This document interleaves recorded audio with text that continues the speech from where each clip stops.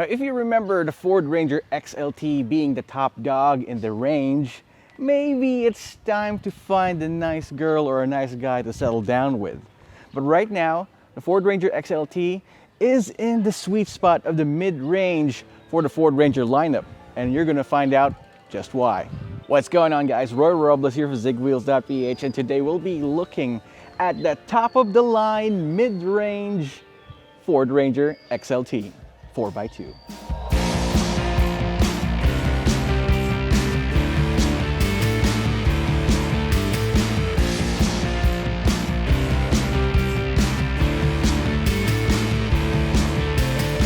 Starting with the front grille, you've got your signature Ford Ranger grille right here, but this time with the XLT, it's got chrome inserts that has on these honeycomb inserts right there. You don't have any skid plates to speak of, so no worries. It's a clean look. It's a clean, sporty, macho look for the Ford Ranger XLT, and you've got halogens all around, so no complaints right here.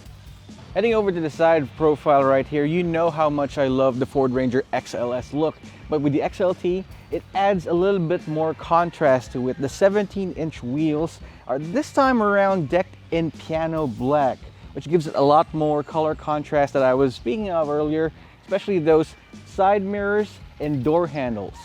It also has this nice chunky looking stepboard down below, which is very useful when getting in this, especially in this high pickup truck right here. One special mention that I don't think I've mentioned before on the previous Ranger models is this keyless filler right here. So if the Ranger is locked, you can't actually open it, but just go ahead and unlock it, and while you're driving, the service guy can actually just push this up, no problems. It's 2022, so if you need to fill up on that sweet, expensive diesel fuel, you can make sure that you can put it right there. Of course, we'll find out in the drive later if the Ford Ranger XLT is as fuel efficient as I remembered it to be in the previous range.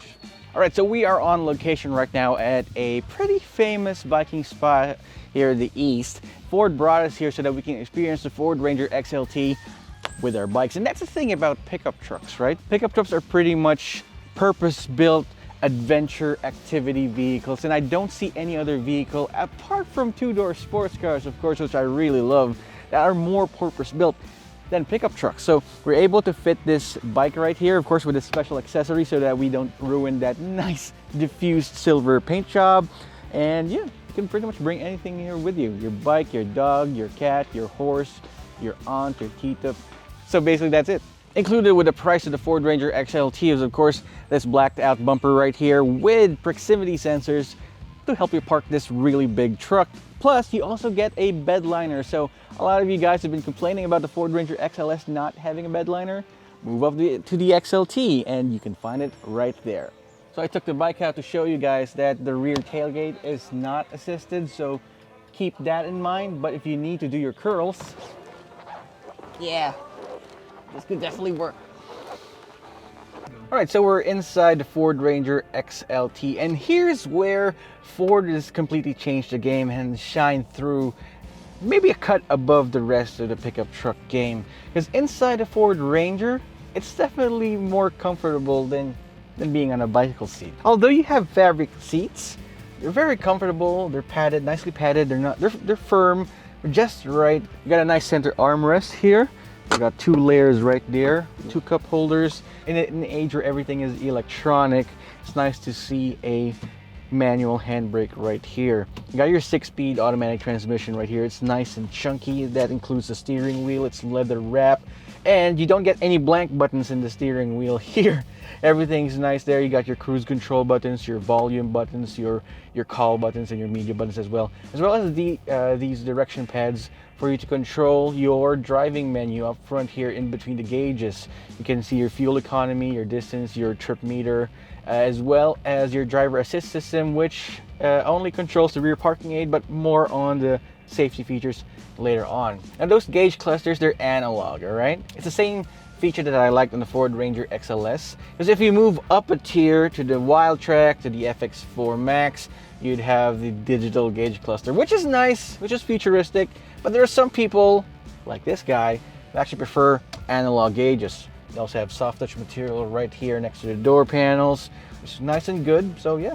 All right, you also have these grab handles. I remember my old 2010s, mid 2010s SUV. It's pretty high up. Doesn't have grab handles, but thankfully the Ford Ranger has them right here and on the passenger side as well. Now the star of the show has got to be the 7-inch touchscreen infotainment system with sync technology. Thankfully it has Apple CarPlay and Android Auto, and I gotta say the touch sensitivity is very nice. It's very responsive. You can even turn it off just like that if you don't want any distractions while driving. The headliner is smooth, it's clear, it's white, it's not beige, thankfully. If you notice, the stalks right here control your wipers, and of course whenever you're trying to switch lanes, because you won't find that your light switches here, being a Euro inspired vehicle developed in Australia, you can find the dial right here to control your headlamps. All right, so it's got 6 speakers and a nice dashboard here. It's getting a little bit dated, but it's still very functional. It's very utilitarian, and I like this matte silver finish in the middle. Yeah, all in all, it's a good place to be in. Let's take a look at the rear, because you know, the nice thing about having a dual cab truck is that you can bring passengers along. So let's check it out. Now we're in the back, and as you notice, we've got a lot of stuff here. Because if you know you're bringing a truck, you don't definitely have a trunk in the back. You do have a bed, so we got to put all our stuff right here. But even though we have all our equipment right here in the second row, I still have a lot of space here. Of course, the passenger seat slides a bit back. It's even farther than the driver's seat, but I still have a lot of knee room here and a lot of feet room. Fitting 3 people here would be an easy task. But the guys in the middle would probably have a harder time because of this large center tunnel. Now, headroom is okay. It's pretty good actually. You also have coat hangers right here. So if you're out on a business trip, you want to bring your tuxedo along, you can just hang it right there. Imagine going to a gala in a truck. Anyway, speaking of gala, let's gala away and give this a drive. All right, so behind the wheel of the 2022 Ford Ranger XLT with a 6-speed automatic. All right, so we've decided to give this truck a driving review out of our comfort zone. Instead of driving it around a highway, we've decided to take this thing uphill. And as you've noticed, it doesn't have any problems really. There aren't any problems per se with taking this uphill. All right, so the 6-speed automatic is well mated to that engine, so it can definitely shift to the right gear and the right power band, so power is on tap at all times.